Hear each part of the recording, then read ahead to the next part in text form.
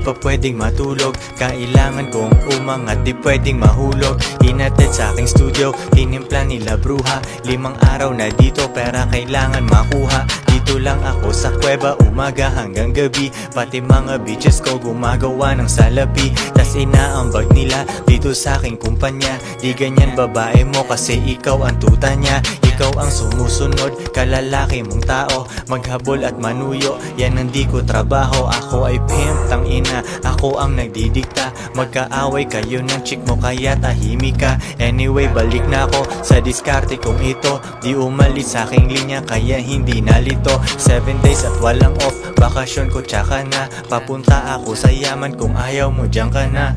Pera, money, kwarta sa utak, puso't bulsa. Kung walang tutulong sa akin, kukuhain mag-isa. Kung ayaw mong sumunod, di dun ka sa iba. Bitch, ano ba ang akala mo? Hahabulin kita, no.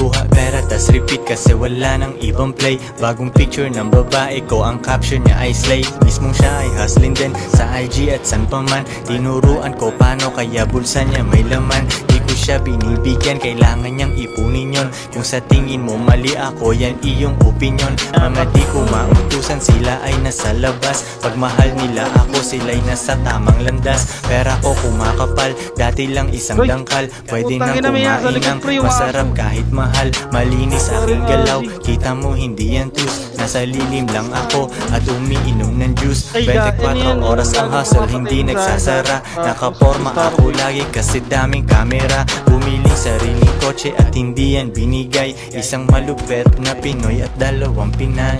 Pera, money, kwarta sa utak, puso't bulsa. Kung walang tutulong sa akin, kukuhain mag-isa. Kung ayaw mong sumunod, di dun ka sa iba. Bitch, ano ba ang akala mo? Hahabulin kita, no.